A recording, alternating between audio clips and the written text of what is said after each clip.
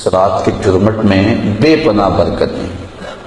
ویسے تو حدیث شریف میں آتا ہے کہ اس کو طاق راتوں میں، آخری عشرے کی طاق راتوں میں تلاش کرو، لیکن حضرت ابی بن کعب رضی اللہ تعالیٰ عنہ قسم کھایا کرتے تھے کہ مجھ سے قسم لے لو کہ شب قدر جو ہے وہ 27ویں کی رات ہے۔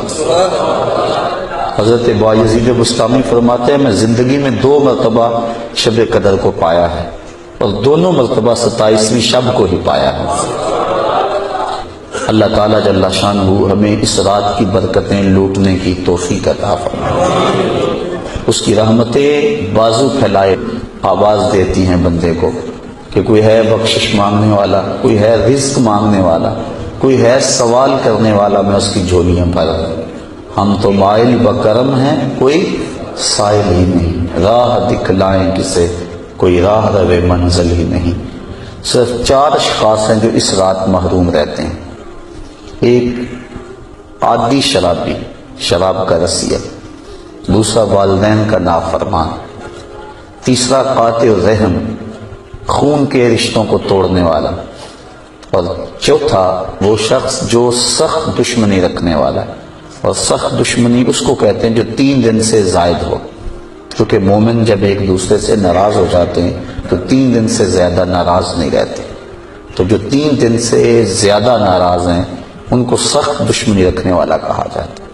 تو اس رات کی جرمٹ میں، اس رات کے حسین لمحوں کے اندر یہ 4 بندے اللہ کی رحمتوں سے محروم رہ جاتے ہیں۔ اگر توبہ کر لیں تو اللہ تعالیٰ جل شانہ اس رات کا حصہ ان کو بھی عطا فرما دیتا ہے۔ اس کو توبہ و انابت کی رات بھی کہا جاتا ہے۔ جب انسان جاگتا ہے اس رات میں تو اللہ تعالیٰ جل شانہ ما قبل کے سارے گناہوں کو معاف فرما دیتا ہے۔ وہ فرمایا کہ من قام لیلۃ الصیام، لیلۃ القدر اس سے مراد ہے، ایمانا و احتسابا غفر لہ ما تقدم من ذنبہ، جس نے لیلۃ القدر کو قیام کیا اللہ تعالیٰ اس کے پچھلے سارے گناہوں کو معاف فرما دیتا۔ فرمایا کہ التائب من الذنب کمن لا ذنب لہ والمستغفر من الذنب وہو مقیم علیہ کالمستہزی بربہ، جو گناہوں سے توبہ کرتا ہے وہ تو ایسا جس طرح اس نے گناہ کیا ہوا ہے، اور جو توبہ کرتا ہے استغفار بار بار پڑھتا ہے، استغفر اللہ کہتا ہے، لیکن وہ گناہوں کو چھوڑنے کا ارادہ نہیں پاتا اپنے اندر، جمع ہوا ہے گناہوں پر۔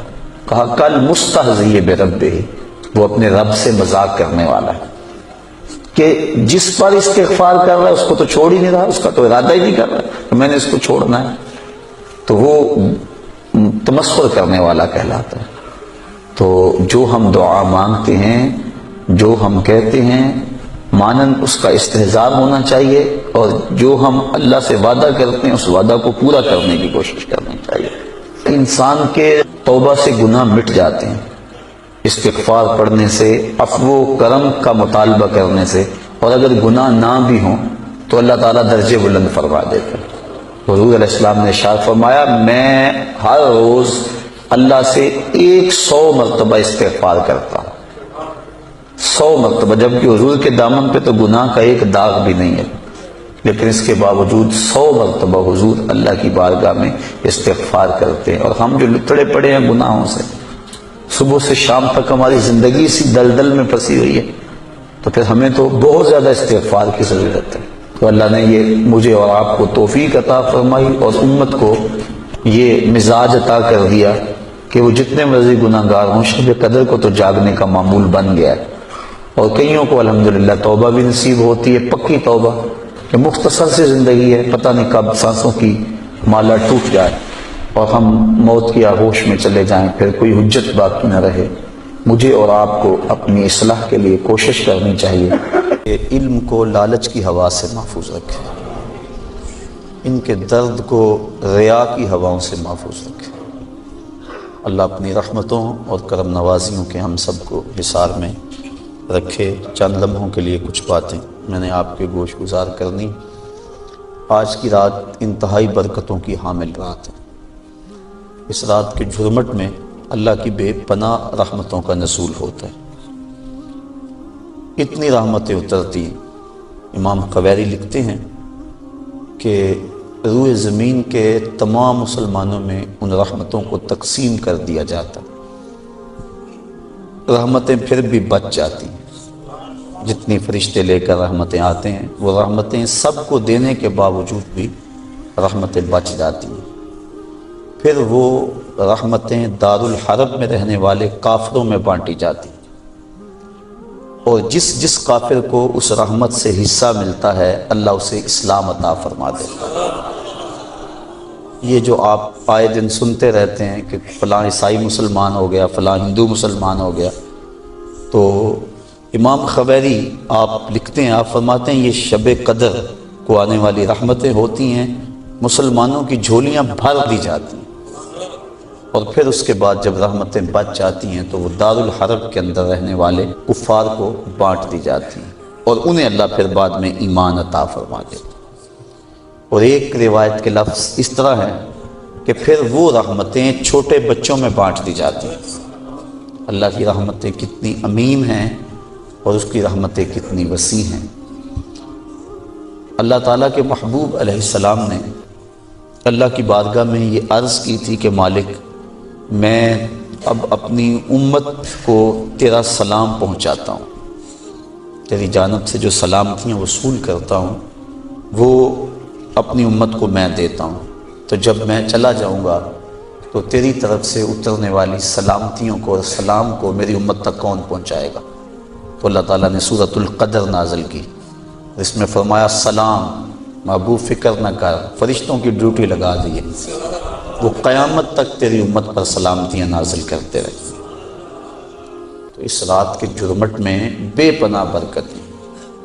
ویسے تو حدیث شریف میں آتا ہے کہ اس کو طاق راتوں میں، آخری عشرے کی طاق راتوں میں تلاش کرو، لیکن حضرت ابی بن کعب رضی اللہ تعالیٰ عنہ قسم کھایا کرتے تھے کہ مجھ سے قسم لے لو کہ شب قدر جو ہے وہ 27ویں کی رات ہے۔ حضرت بایزید بسطامی فرماتے ہیں میں زندگی میں 2 مرتبہ شب قدر کو پایا ہے، اور دونوں مرتبہ 27ویں شب کو ہی پایا ہے۔ حضرت ابو الحسن ایک بزرگ ہیں، وہ کہتے ہیں جب سے میں نے ہوش سنبھلی ہے اس وقت سے لے کر اب تک ہر سال میں شب قدر کو پاتا ہوں، اور میرا تجربہ یہ ہے کہ اگر پہلا روزہ پیر کا ہو تو شب قدر 21 تاریخ کو ہوتی ہے، اور اگر پہلا روزہ جمعرات کا ہو تو شب قدر 25 تاریخ کو ہوتی ہے، اور اگر پہلا روزہ جمعے یا منگل کا ہو تو شب قدر 27 کو ہوتی ہے، اور اگر پہلا روزہ جو ہے وہ اتوار یا بدھ کا ہو تو شب قدر 29 کو ہوتی ہے۔ تو اگر ان کے تجربے کو سامنے رکھیں تو اس مرتبہ پہلا روزہ جمعے کا تھا، تو پھر بھی آج کی رات کے دامن میں بے پناہ برکتیں جو ہیں وہ لیلۃ القدر کی رکھی گئی ہیں۔ اللہ تعالیٰ جل شانہ ہمیں اس رات کی برکتیں لوٹنے کی توفیق عطا فرمائے۔ اس کی رحمتیں بازو پھیلائے آواز دیتی ہیں بندے کو کہ کوئی ہے بخشش مانگنے والا، کوئی ہے رزق مانگنے والا، کوئی ہے سوال کرنے والا، میں اس کی جھولیاں بھروں۔ ہم تو مائل بکرم ہیں، کوئی سائل ہی نہیں، راہ دکھلائیں کسے، کوئی راہ روے منزل ہی نہیں۔ صرف 4 اشخاص ہیں جو اس رات محروم رہتے ہیں۔ ایک عادی شرابی، شراب کا رسیہ، دوسرا والدین کا نافرمان، تیسرا قاطع الرحم، خون کے رشتوں کو توڑنے والا، اور چوتھا وہ شخص جو سخت دشمنی رکھنے والا ہے۔ اور سخت دشمنی اس کو کہتے ہیں جو 3 دن سے زائد ہو، کیونکہ مومن جب ایک دوسرے سے ناراض ہو جاتے ہیں تو 3 دن سے زیادہ ناراض نہیں رہتے، تو جو 3 دن سے زیادہ ناراض ہیں ان کو سخت دشمنی رکھنے والا کہا جاتا ہے۔ تو اس رات کی جرمٹ میں، اس رات کے حسین لمحوں کے اندر یہ 4 بندے اللہ کی رحمتوں سے محروم رہ جاتے ہیں۔ اگر توبہ کر لیں تو اللہ تعالیٰ جل شانہ اس رات کا حصہ ان کو بھی عطا فرما دیتا۔ اور ایک حدیث کے اندر آتا ہے کہ جو شخص شب قدر کو 2 رکعت نوافل اس طرح ادا کرے کہ سورہ فاتحہ کے بعد 7 مرتبہ سورہ اخلاص پڑھے، اس کے بعد سلام پھیر کے کہے استغفر اللہ و اتوب الیہ، اور یہ 70 مرتبہ پڑھے بعد میں، تو اپنی جگہ سے اٹھے گا نہیں کہ اللہ اسے بھی اور اس کے ماں باپ کو بھی بخش دے گا، اللہ اسے انعام عطا فرماتا ہے۔ انشاءاللہ بعد میں ہم اس کا اہتمام کریں گے، اور بھی نوافل وظائف اور مختلف جو ہیں وہ شب قدر کی برکتیں اور فضیلتیں ہیں۔ سورہ تکاثر اور اس کے بعد سورہ اخلاص پڑھنے کا حکم ہے، اور وہ 4 رکعتیں ہیں، 70 مرتبہ پڑھی جائیں۔ دیگر مختلف جو ہیں وہ علماء نے اپنے اپنے تجربات اور ان کو جو روایات ملی ہیں وہ امت تک منتقل کی ہیں۔ تو یہ رات اپنے دامن میں اس اعتبار سے بہت ساری رحمتیں لیے ہوئے ہمارے ہاں جلوہ گر ہے۔ اللہ تعالیٰ اس رات کی برکتیں ہم سب کو نصیب فرمائے۔ اس کو توبہ و انابت کی رات بھی کہا جاتا ہے۔ جب انسان جاگتا ہے اس رات میں تو اللہ تعالیٰ جل شانہ ما قبل کے سارے گناہوں کو معاف فرما دیتا ہے۔ وہ فرمایا کہ من قاما لیلۃ الصیام، لیلۃ القدر اس سے مراد ہے، ایمانا و احتسابا غفر لہ ما تقدم من ذنبہ، جس نے لیلۃ القدر کو قیام کیا اللہ تعالیٰ اس کے پچھلے سارے گناہوں کو معاف فرما دیتا۔ ایمانا و احتسابا، 2 شرطیں، ایک ایمان کی حالت میں ہو اور دوسرا اپنے نفس کا محاسبہ کر رہا، کیونکہ اپنے نفس کو محاسبے میں رکھنا چاہیے، اس کو بے لگام نہیں ہونے دینا چاہیے۔ جو پڑھ رہے ہیں کہہ رہے ہیں اس پر مانن استحضار موجود ہو، اور ہم اگر توبہ کریں، رجوع لائیں اس کے حضور، تو وہ صرف زبان سے نہ ہو بلکہ ہمارے دل کی اتھاہ گہرائیوں سے۔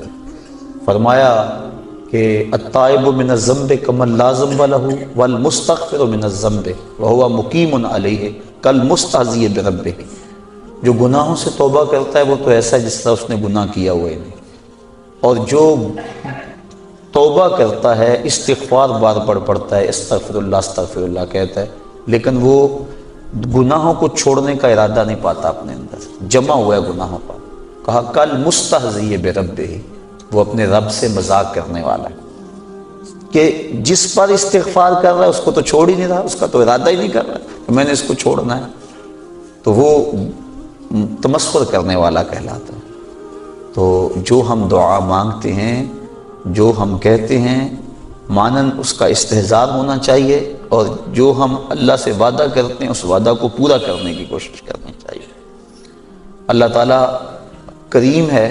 حضرت عائشہ صدیقہ رضی اللہ تعالیٰ عنہ فرماتی، میں نے حضور سے عرض کی، ترمذی اور ابن ماجہ کی روایت ہے کہ جب میں شب قدر کو پا لوں تو میں اللہ سے کیا مانگوں؟